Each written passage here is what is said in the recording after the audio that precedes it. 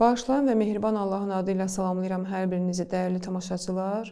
Bir daha Allahdan diləyirəm ki, Allah əzadarlarınızı ali dərəcədə qəbul etsin və inşallah ki, bizi Həzrəti Zəhranın yolundan ayrı salmasın. Ötən dəfə biz məhz bu dəlillərdən danışırdıq ki, hansı səbəblərdən Həzrəti Zəhranı tənha qoydular. Hətta tarixdən olan bəzi rəvayətləri, hadisələri danışdıq və qeyd etdik ki, o peyğəmbər ki, peyğəmbərin dəstəmaz aldığı zaman üzündən, qollarından tökülən suyu təbərrük kimi ümmət götürürdü, Mədinə əhli götürüb istifadə edirdi. Necə oldu ki, peyğəmbər dünyadan köçəndən çox keçmədən Həzrəti Zəhranın səsinə səs vermədilər. Və bir dəlil saydıq ki, xanım Fatimə Zəhra öz dili ilə bunun səbəblərindən birini qeyd edir ki, siz rahat tələb olmusunuz, yəni rahatçılığınızdan başqa bir şey düşünmürsünüz. O yüzden də bəs din üçün heç bir xərc etmək istəmirsiniz.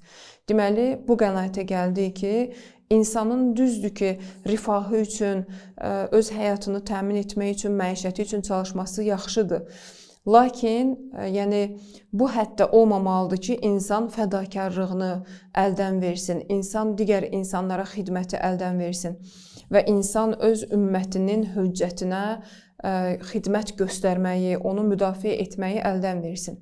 Yəni, dünyaya ürək bağlamamaq lazımdır və insan öz imamının, peyğəmbərinin, dininin rahatçılığını və yayılmasını hər şeydən öndə tutmalıdır.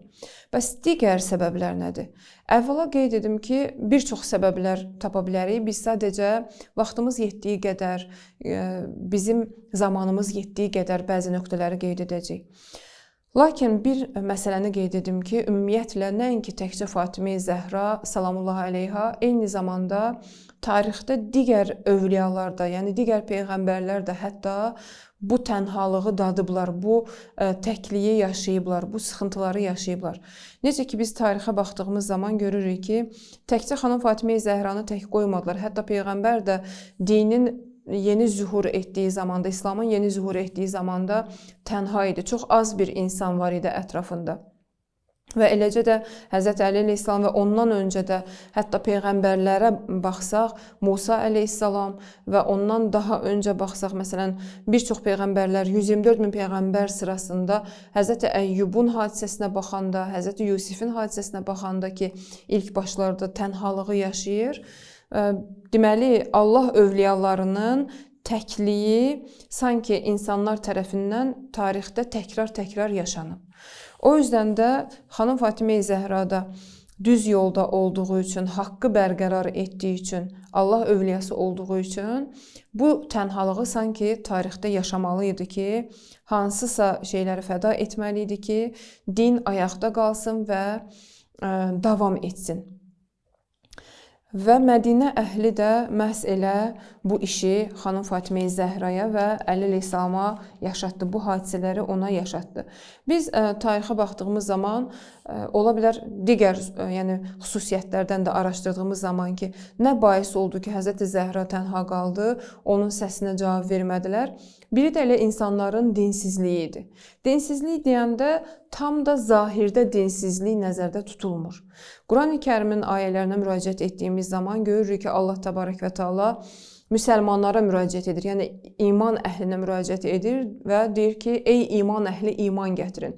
Bu ayə özü bizə böyük bir ismarcı çatdırır.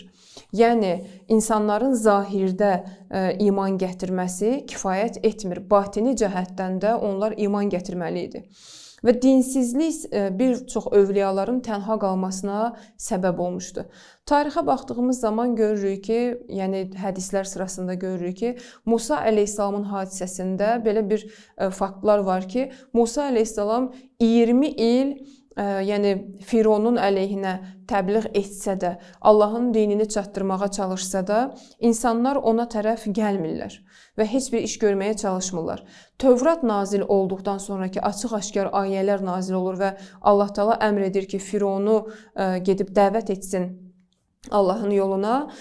Musa əleyhissalam insanları çağırır, yəni öz ümmətini çağırır ki, gəlin Fironun əleyhinə Fironla mübarizəyə qalxaq. Bu zaman yenə də o 20 il Musanın çağırışlarını görən, Musanın təbliğlərini görən insanlar yenə də Musa əleyhissalamı tənha qoyurlar və ona deyirlər ki, ey Musa, get Allahla özün tək onun əleyhinə vuruş və ona qarşı çıx. Yəni bizdən bir kömək istəmə. Nə səbəb idi buna? İnsanların zahirdə dində olması və batinən dinsiz və imansız olmaları səbəb olmuşdu. Və Musa əleyhissalam bu yerdə qayıdır, deyir ki, mən yalnız qardaşımla özümə cavabdehəm. Yəni siz özünüz mübarizə aparmalısınız ki, hansısa bir nəticələr əldə olunsun, yəni zülmün qarşısı alınsın. Həzrəti Fatimənin də məsələsində bu cür idi. Düzdür ki, insanlar, Mədinə əhli Peyğəmbəri görmüşdülər, Peyğəmbərin dediklərinə zahirən iman gətirmişdilər. Lakin onlar zahirdə dindar idilər. Batinlərində əgər həqiqətən dinlə bərabər olsaydılar, onların batinində din qeyrəti olmalı idi və xanım Fatimə-i Zəhranın çağırışına cavab verməli idilər, müsbət cavab verməli idilər. Halbuki onlar hətta şikayət edirdilər, gileylənirdilər ki, xanımın yəni gecələr ağlamaq səsi və yaxud gündüzlər ağlamaq səsi bizi narahat edir. Əli, ya gecə ağlasınlar, ya gündüz ağlasın xanım Fatimə-i Zəhra.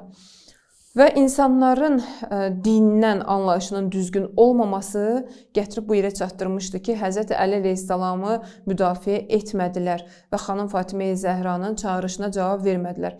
Bugün də biz yəni bu bəla ilə üzləşmişik təqribən. Yəni ümmətə baxdığımız zaman bəli, müsəlman ümməti çoxdur. Amma baxırsan ki, İmam zamanını düşünən, dövrünün imamı üçün şərait yaradan insanlar çox azdır. Bəlkə də barmaqla sayılası. O yüzden də diqqətli olmalıyıq ki, bu cür bəlalara biz də düçar olmayaq. Belə olmasın ki, bizim zahirimiz dindar olsun, amma məsələ iş görməyə gələndə, məsələ çalışmağa gələndə heç bir iş görməyək. Biz də dövrümüzün imamını tamam tənha qoyaq və onun çağırışına, hansı ki hədislərdə gəlib ki, İmam Zaman əleyhissalam hər 24 saatdan bir dəfə insanlara və ümmətə müraciət edir. Deyir ki, varmı mənə kömək edən? Necə ki İmam Hüseyin ümmətə müraciət edirdi ki, bir kəs yoxdur ki mənə kömək etsin. İmam Zaman da hədislərə əsasən qeyd olunur ki, ümmətə bu şəkildə müraciət edir və onları çağırır, köməyə çağırır ki, onun zühuru üçün şərait yaratsınlar və onun gəlməsi üçün çalışsınlar. Halbuki insanların əksəriyyəti qəflətdədir və təəssüflər olsun ki, zahiri dindarlıq var, amma batində insanların çoxusu bəlkə də Qurani Kərimə və Əhl-i Beytin buyurduqlarına imanı yoxdur.